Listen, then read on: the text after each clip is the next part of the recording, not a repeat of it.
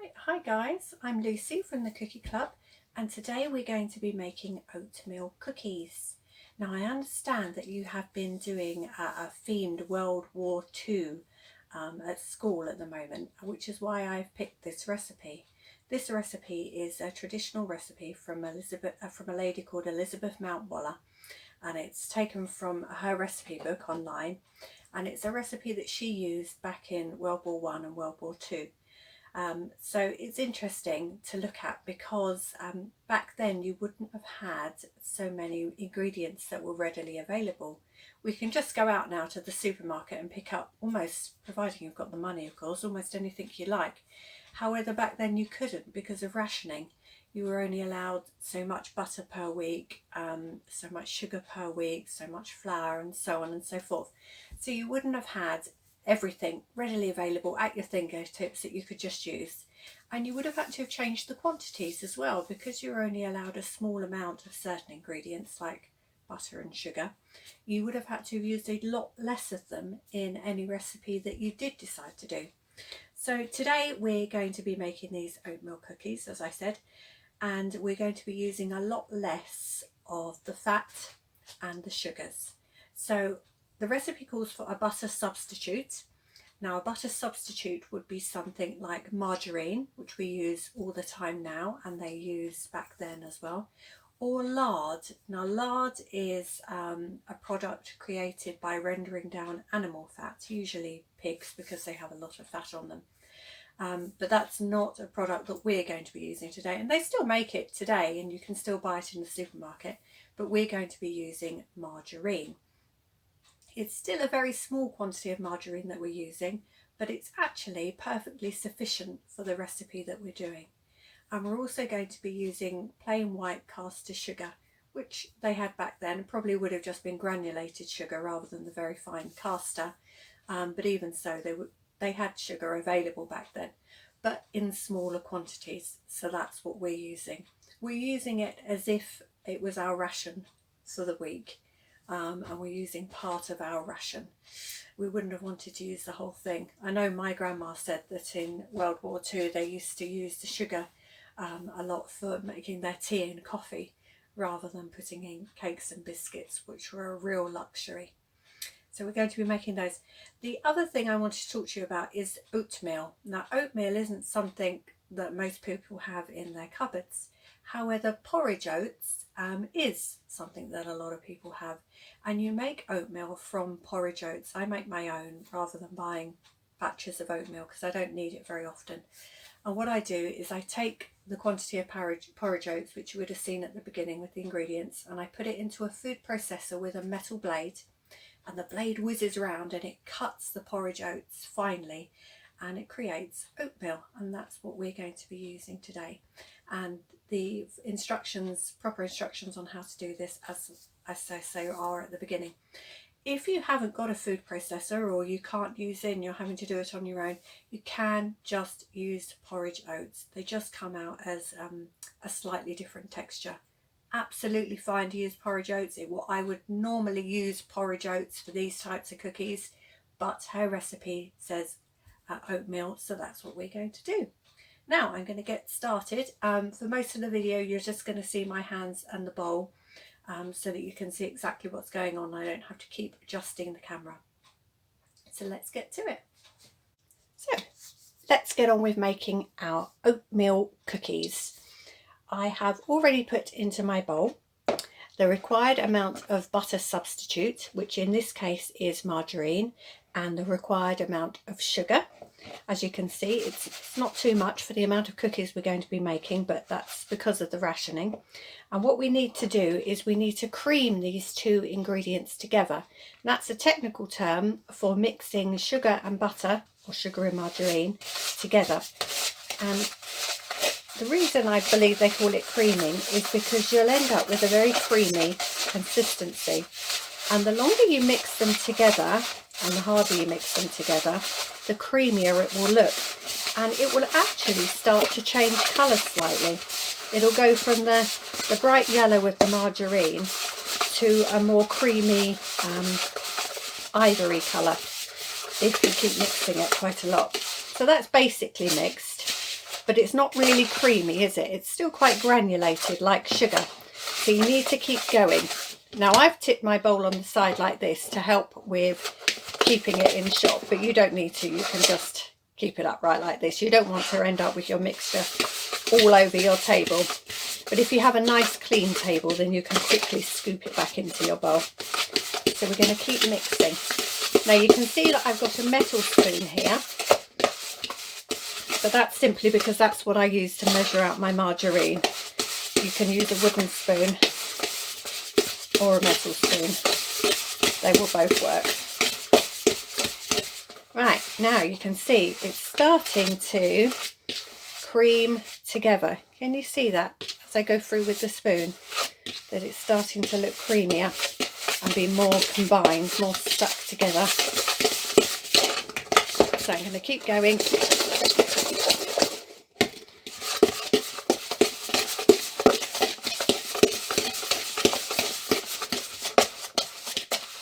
And it will gradually start to cream up a little bit. Now, the reason this hasn't gone too soft yet is because I'm actually out in my baking shed and it's a bit cooler out here than it is in my kitchen, which is quite good for baking actually, but it does mean that my margarine hasn't softened very easily. There we go. We want it nice and soft because it will make it much easier to blend in the next ingredients if these are soft to begin with. There we go, that's lovely and soft now. Can run my spoon through it without any trouble. Okay, so our next ingredient is an egg. Now when you add an egg to butter and sugar, it ends up creating this reaction that looks like curdling. And curdling can look a little bit like stick, or that's what my pupils tell me in class anyway. But don't worry, it won't taste like that. It's just the reaction that it has initially to the butter and the sugar. But if you keep mixing and mixing and mixing, that curdling will go away and it will emulsify into a lovely creamy batter. So let's get our eggie.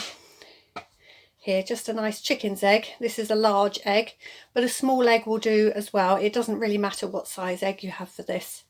This is a large egg. Now I'm going to crack it on the side. If I crack it on the corner of my table, what might happen is it might fall down onto the floor. Don't want that. I can't pick it up then. If this is a nice clean surface, if it cracks and it goes all over my surface, I could scoop it up and put it in my bowl. Hopefully that won't happen, but it could. Now, because I'm using a plastic bowl for my mixing, it's not very easy to crack it on the side of a plastic bowl either. So I'm not going to be doing that. I'm going to be cracking it on my side and putting it into a little separate bowl. So have a little separate bowl handy. There we go. This is my egg. And as you can see, we've got the egg white, which is around the edges, and the egg yolk, which is the bit in the middle. Some recipes ask you to separate the two out. This one doesn't. We need the whole egg. We need that. We need the liquid from a whole egg. So we're going to be using all of it. But what I do want to do is check that there's no shell in it. Now, because I've cracked it into a separate bowl, I can actually check that there's no shell, and there isn't. If there was some shell, the best thing to get it out with is the shell itself. So you take the large bit of shell and you scoop out the smaller bit. It sticks to it really easily. It doesn't stick to a metal fork or spoon, but it will stick to the egg. So that's what I would use. However, now it's out in my separate bowl and there's no eggshell in there, I'm going to whisk it up a little bit. Not too heavily because it's only a little bowl and I don't want it going everywhere. But I'm going to mix it just a little bit. And that means that if I wanted to, I could just add a little bit at a time. If it's all bound together, then the whole egg will just drop in. If I want to add a little bit at a time, it's best to do it like this, to whisk it up just a little bit first, and then I can add half and add the other half once it's combined. And that's what I'm going to do. So I'm just going to try and add half. There we go. And I'm going to mix that in first. Makes it easier to mix in if you just do a bit at a time. There we go. And because I've just added a little bit, it hasn't actually curdled. When I add the other, you'll see what I mean.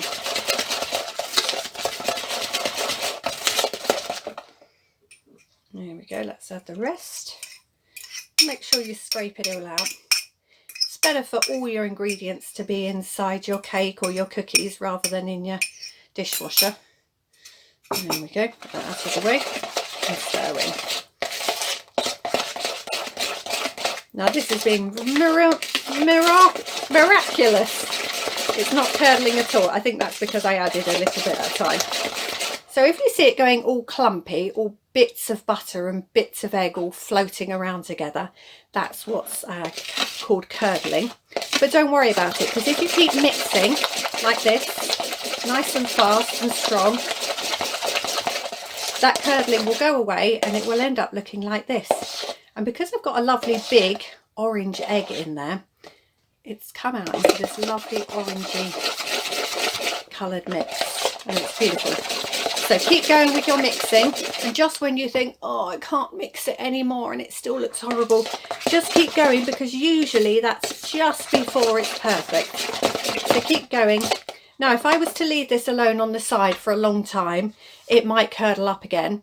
No worries, just come back to it and give it a quick mix again. I'm not going to leave it for a long time, but that can happen. There we go. Right, our next ingredient that we're going to add is, just looking over the side here, is flour. Okay, so I've got my plain flour here. And with my plain flour, I need some baking powder. And remember, the quantities are up at the beginning. So I've got my flour and I've got my baking powder. And because I've used plain flour, that's why I'm using baking powder. If I didn't have any baking powder and I had self-raising flour in the cupboard, I'd use that instead. Self-raising has already got this ingredient in it, so you don't need to add it separately. But I have plenty of baking powder, so I'm using some plain flour here. And I put it in a separate bowl and I'm just going to mix it in a little bit, just to combine it just a little bit, so that I don't get a big clump of baking powder in my mix. I want to incorporate it a little bit into the flour first. This recipe also calls for half a teaspoon of salt. So I'm going to measure that out over my bowl. Half a teaspoon, that's half a teaspoon, there we go. And you might say that looked like a whole spoon. Well, it was, but on here there's some little instructions that say it's a half teaspoon. So I fill up the whole spoon with that because it's already measured out to a half teaspoon size. So a whole spoon there is half a teaspoon of salt. And again, I'll mix that in just a little bit. It's quite a small bowl for the amount of flour, but just a little bit, so it doesn't all clump into the egg in one part. There we are. Right, now I'm going to add my flour, again, a little bit at a time, so that it's easier to mix. And I'm now going to fold my flour in rather than stir really aggressively, which is what I was doing before. So I'm folding my flour in. And you see how I'm doing that? Scooping under and over, under and over. Once it's incorporated, give it a little stir. There we go. And it's now starting to look like a cake batter.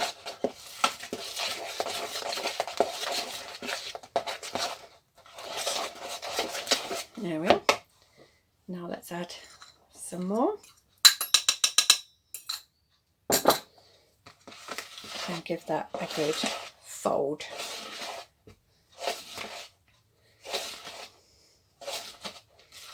There we are. Right, it's quite a lot of flour for this mix, which is why they have asked for some milk.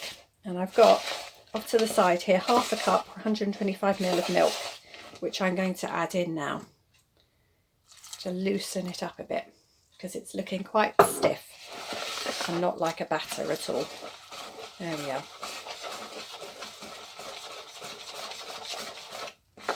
So combining the milk and the flour with our egg mix. It's starting to look good. At this point, it looks very much like a cake batter. The simple reason for that is it basically is a cake batter. The ingredients for cake are flour, margarine, sugar and an egg, and that's what we've added, and also you can add some milk. So if I just wanted to make cakes, then this is what I would do.